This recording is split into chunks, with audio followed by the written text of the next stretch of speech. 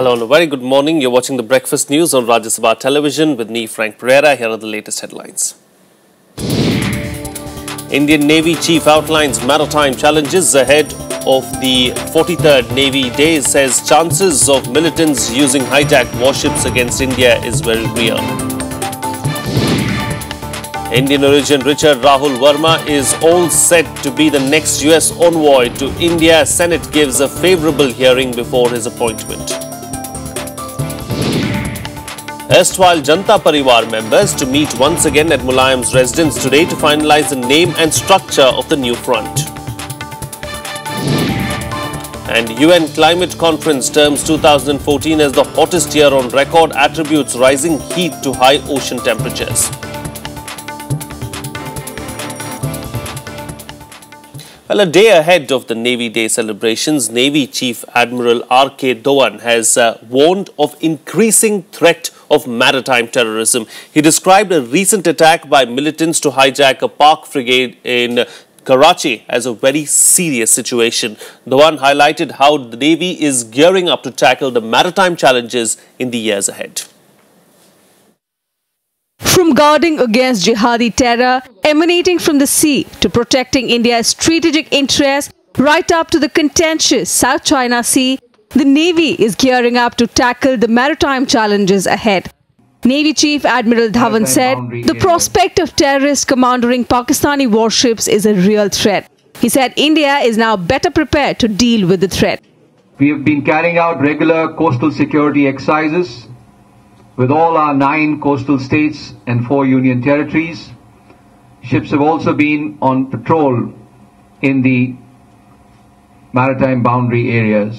Addressing a press conference on the eve of the 43rd Navy Day, Dhawan said that the morale of the Indian Navy was at an all-time high. Its intelligence wing is now boosted by the which was commissioned by Defence Minister Manohar Parrikar last month. The 26/11 Mumbai attack brought out distinguished gaps in maritime security, and as a result, IMAC has been formulated.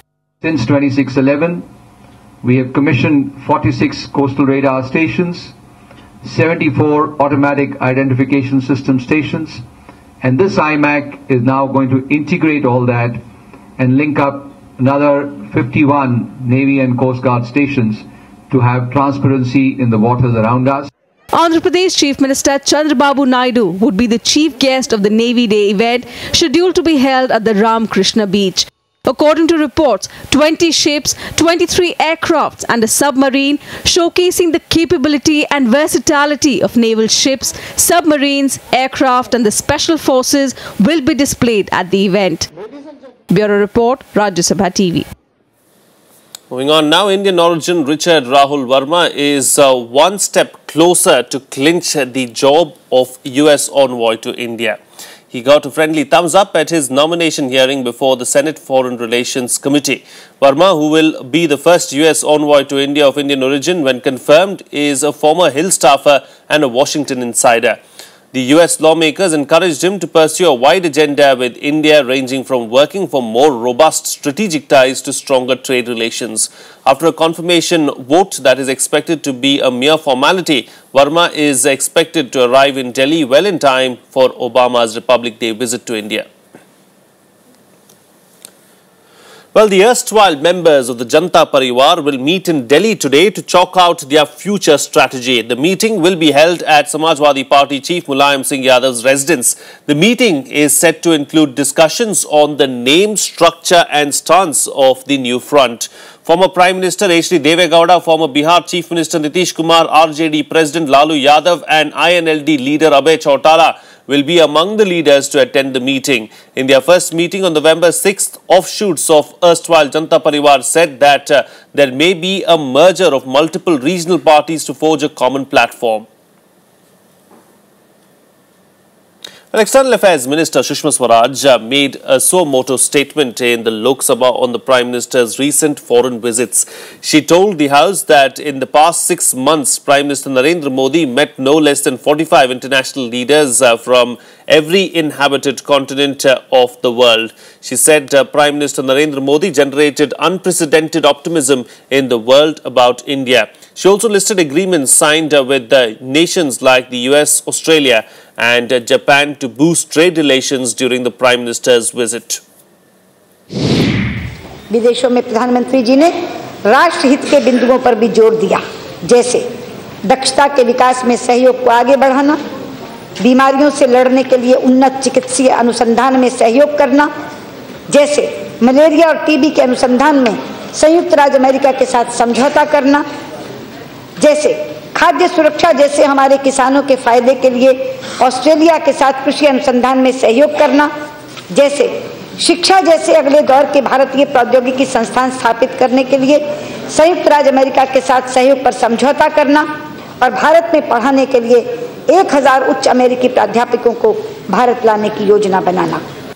Well, joining me for a chat this morning on this very subject is senior journalist and international affairs expert, Mr. Kamar Aga. Good morning and thank you for joining me on the program, Mr. Aga. I mean, let's talk about what's been happening in Parliament, over the last couple of days. The opposition benches, calling the Prime Minister an NRI Prime Minister. A couple of them saying, please give the Prime Minister a visa to come to India and come to the Rajya Sabha rather than tour other countries. Now, is the opposition right really in terming the Prime Minister an NRI Prime Minister? You see what happened, he has become the Prime Minister for the first time. So he has twin program. One is to consolidate his power or hold over the national politics, as well as he wants to acquaint himself with the international politics and promote India's interest abroad. So therefore, he had to make a lot of visits. Second thing, many of his visits were connected with the international organizations or regional conferences which took place, where he met a large number of leaders like United Nations or SAARC Summit or G20 meetings, These are very important meetings where he had developed contacts with. Besides this, the bilateral relations or ties, to strengthen. He had visited United States, he has gone to Japan, and then Chinese president visited India, then Myanmar also, These are the very important, very significant. He has two purpose, for these visits. One was to boost India's trade and commerce with the neighboring countries. Second is regional economic integration. These are the two very. His idea is to develop India into a global manufacturing hub and a service provider center. So for that he needs investment in India. These are the countries, Western nation, Japan or South Korea, from where we are expecting investment to come to India. Not only investment, but also sophisticated technology, which we need, So these are what you're saying things. is it's justified that, that the Prime Minister has spent 1 out of 6 days from the time he was sworn in May, because several good things have happened. And, like the External Affairs Minister herself said, the world has taken notice of India now. No, that is true, You see, what was happened last 2 years, the previous government was not so active, The number of places, Manmohan Singh was supposed to visit, visits were postponed because of the trouble within the country, because of the certain reasons, he couldn't make it to outside world. Now here is the Prime Minister, he has his number one, he's promoting his ideology of made in India. So this Make in India campaign, for that he needs support from outside.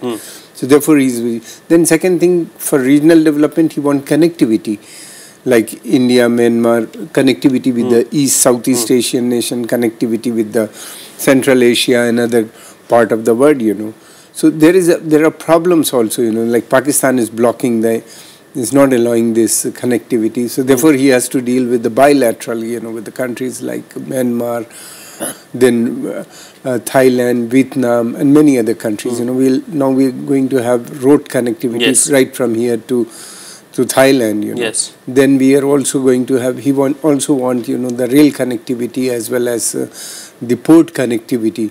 So for that he has to travel, and he has to mobilize support. And bring with the Prime Minister, taking the onus of foreign policy upon himself and travelling so much to other countries, is he undermining the role of the Foreign Affairs Minister? You see, this is a place, where sometimes criticism comes, many people have been critical, It's BJP government, which has come to power after a long gap, you know. And second thing, he has to promote his idea, his ideology, the BJP's ideology.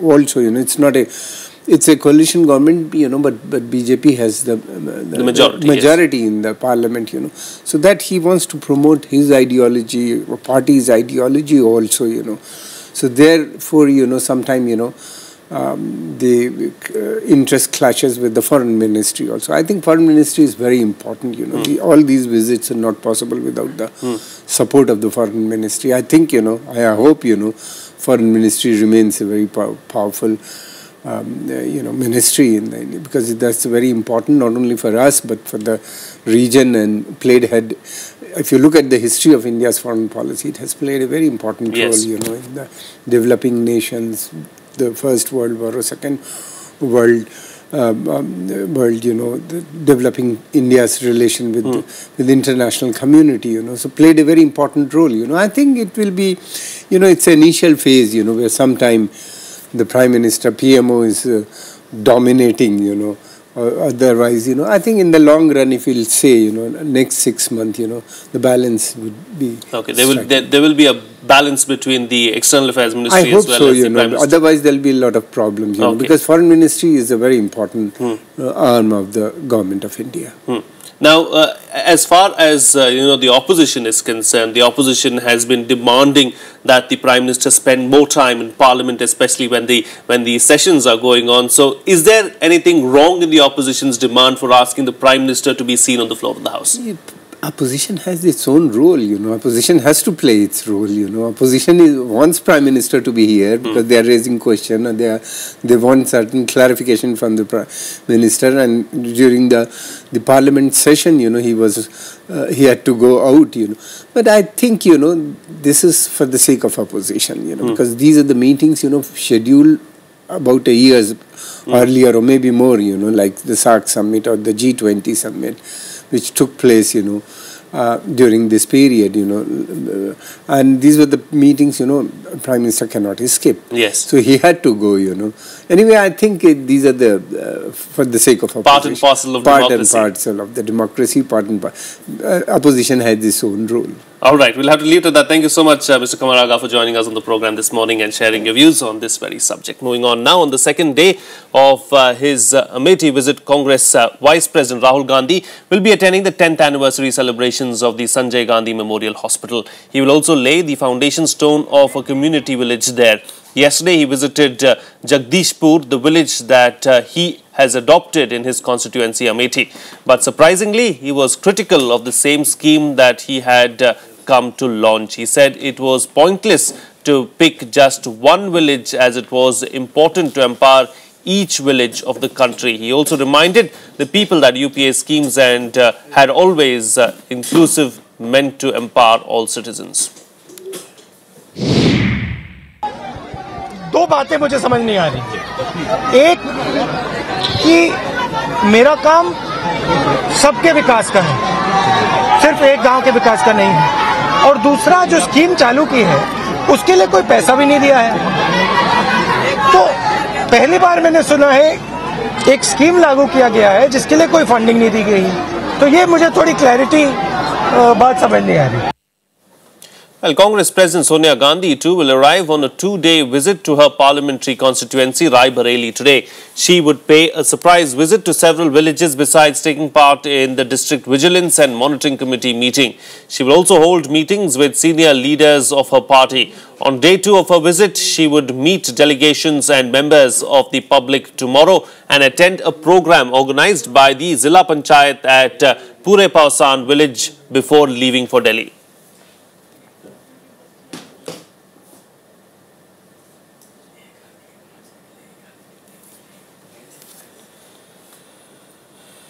Well, it's time now for some other news from across the country in our segment Nationwide.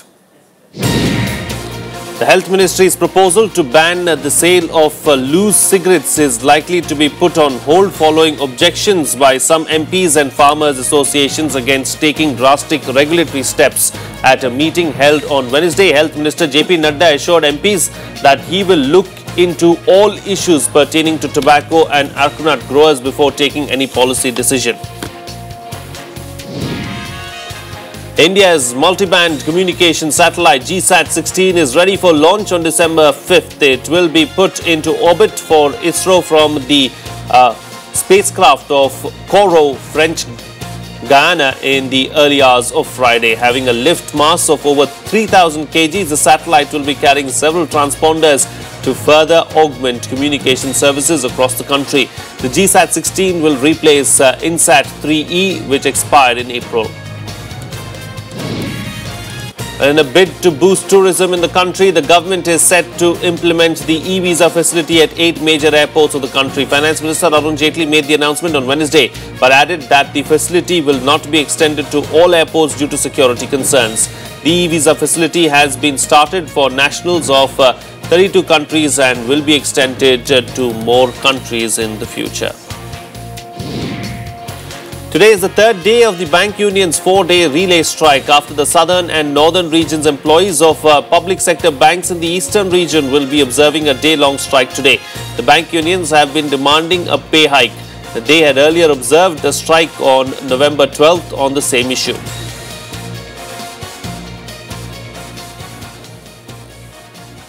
Well, let's take a look now at some other news events lined up for today in our special segment, The Day Ahead. Railway Minister Suresh Prabhu will launch the Wi-Fi internet facility at New Delhi railway station today. Passengers on all 16 platforms at the New Delhi station will be able to use free internet for 30 minutes, after which they will have to purchase value scratch cards. These cards are priced at 25 rupees for 30 minutes and 35 rupees for an hour and are valid through 24 hours. They will be available at help desks and kiosks set up on both Paharganj and Ajmeri Gate entrances. An amount of 16 lakh rupees will be spent annually to run this facility. Karnataka Chief Minister Siddaramaiah will meet Consumer Affairs, Food and Public Distribution Minister Ramvilas Paswan in New Delhi today. The meeting will take place at the Krishi Bhavan. Siddaramaiah is likely to discuss issues related with the public distribution system with Paswan. The 3-day session of the Tamil Nadu Assembly will begin today. This is the maiden session faced by Chief Minister Pannirselvam after he succeeded Jayalalitha following her disqualification. On the inaugural day, the second supplementary estimates will be presented in the House, which would hold a debate on the estimates. Obituary references will also be made to former members. The 2-day London conference on Afghanistan begins today. Co-hosted by the governments of UK and Afghanistan, the conference will discuss the security situation and development in Afghanistan in view of the troops' withdrawal later this year. It will also provide a platform to the new Afghan government to set out its commitment to reform. The event will be attended by US Secretary of State John Kerry, Pakistan Prime Minister Nawaz Sharif, Afghan President Ashraf Ghani and CEO Abdullah Abdullah.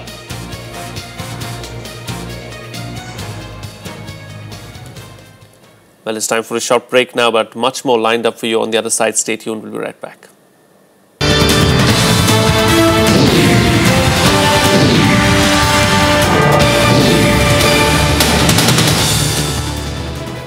Welcome back. You're watching Rajya Sabha television. Well, a day after the government raised the excise duty on petrol and diesel, Petroleum Minister Dharmendra Pradhan said that the move was meant to shore up the government's revenues. He asserted that the proceeds were important to contain the budget deficit.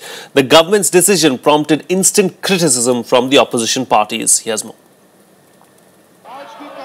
Oil Minister Dharmendra Pradhan defended the hike in excise duty on petrol and diesel, stating the measure will mobilize resources without burdening the consumer. 6 रुपया से ज़्यादा diesel की दाम घटाने के उनको मौका मिला। थोड़ा बहुत पैसा गरीबों की कल्याणकारी योजना के लिए हमने सरकार की तिजोरी में मिलाया।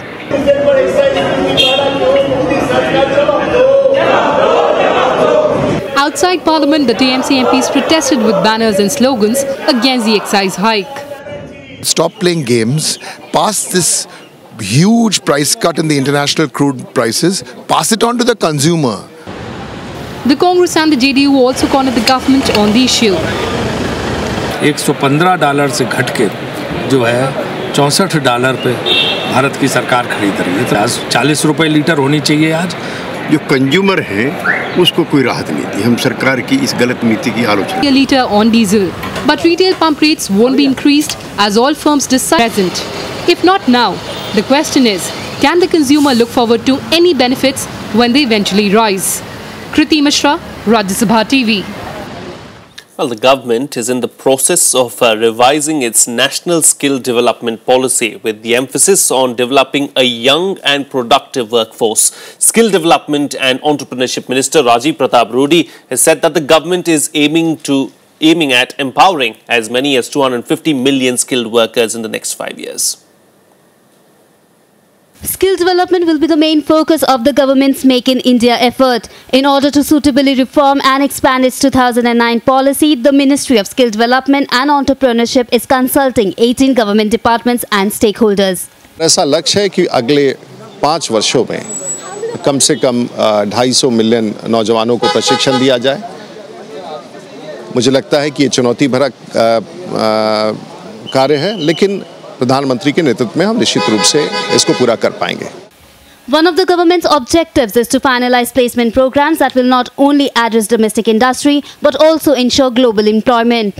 This will be done through training programs of international standards for which the ministry has identified US, Russia, China, Japan, the Middle East and Spain. Experts caution there are many challenges ahead. Numbers that were estimated of 500 million in the 2009 skills policy perhaps have changed, because we're not going to be 1.2 billion people in 2022, we are possibly going to be 1.35 billion people. So the numbers also will have to be reworked. And looking at the Make in India program, looking at the other initiatives, the digital literacy, the financial inclusion programs, a lot of this will actually have to find some kind of place in the skills policy. Instead of opening training centers directly, the program will be implemented in partnership with private firms. The ministry wants to open 1,500 to 2,000 centers in the next 2 years. The entire cost will be 1,500 crores to 2,000 crore a year, which is well within the budget allocation of 4,000 crore for the Rural Livelihood Mission. The first draft of the policy is expected to be ready by the next financial year. Anshu Jay Singh, Rajya Sabha TV. Well, India has reacted strongly to Pakistan allowing 2611 mastermind Hafiz Saeed to hold a rally in Lahore today. The JUD chief will hold a 2-day congregation at Lahore's Minar-e-Pakistan monument starting today. India has termed the support for the rally as blatant disregard of international norms against terrorism. Pakistan is reportedly running special trains to accommodate JUD chief supporters to reach Lahore. Earlier this year, US had listed Jamaat-ud-Dawa as a designated terror organization. Saeed, who also has a US bounty of $10 million on him, has been given a clean chit by Pakistan in the 2611 case. Some more international news now. Record high ocean temperatures will make 2014 the hottest year on record. According to the UN, this year's unusually high ocean temperatures have caused a marked rise in mercury in evidence of a long-term trend of global warming. Cristina Figueres, head of the UN Climate Change Secretariat, said that the change is clear and the oceans are paying a price for it. She said there were signs of a shift by governments that could put the world on a path for deep cuts in greenhouse gas emissions. UN's weather agency, World Meteorological Organization, said that including this year, 14 of the 15 most sweltering years on record will have been in the 21st century. Comparing January to October 2014 to earlier years, if November and December maintain the same global temperature anomaly value, the best estimates for 2014, according to this measure, would place it as the warmest year on record. The heat is being absorbed by the oceans. There is no doubt that the ocean continues to warm, and that on a very, very consistent basis. And what it is doing, frankly, is doing us a little favor. They are absorbing the heat that could have gone to the land and paying the price. Well, let's now bring you up to date with the other news-making stories from around the world in our Global Buzz. US Secretary of State John Kerry welcomed Iranian military action against Islamic State jihadists in Iraq. Kerry called on the move as a positive, saying international airstrikes were finally stopping the advance of the jihadists across Iraq and Syria. However, Iran has denied carrying out any strikes against the militant group. It also said that any military operation with America was out of the question. Sweden's Prime Minister Stefan Löfven has called for the country's first snap election in more than half a century. The decision comes after Löfven's minority government lost a budget vote less than 3 months after coming to power. The new poll would take place on the 22nd of March. A New York City grand jury has decided not to charge a white police officer over the death of a black man he placed in an apartment chokehold. Following the decision, crowds gathered in New York's Times Square to vent their frustration. The victim, Eric Garner, was illegally selling cigarettes on July 17th when the police officers tackled him and put him in a chokehold. NASA is ready to launch its new manned space probe in what it says to be the first step towards Mars. The next generation capsule Orion will be launched on Thursday from Cape Canaveral Air Force Station. Orion is said to fly further than any human-rated spacecraft since the Apollo moon program. Any failure threatens to end America's manned space program. It's time now to bring you up to date with sports news from sporting arenas across the world in our Sports Wrap. The preliminary list of 30 Indians for the upcoming World Cup will be finalized today. The national selectors may include a few proven but currently out-of-form cricketers. The meeting of the 5-member selection panel will be headed by Sandeep Patil. Among the proven performers who are currently not in top form but were members of the victorious 2011 squad are Yuvraj Singh, Virender Sehwag, Gautam Gambhir, Harbhajan Singh and Ashish Nehra. The Indian cricket team will face Cricket Australia 11 today in the second tour game, which will be played at Glenelg Oval, Adelaide.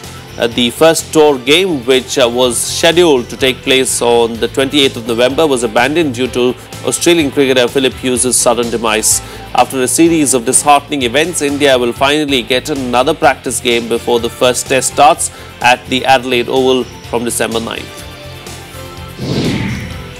Pune City rode on a doo-doo double strike to record a convincing 2-0 win over Mumbai City FC in the Indian Super League on Wednesday. The result virtually knocked out the visitors of the semi-final reckoning while keeping alive the home side's chances. Doo-doo rose to the occasion with 2 second-half goals to send Franco Columbus's men soaring up to the 4th spot in the ISL table. That's it on this edition of the Breakfast News. Thank you so much for watching. Have a good day.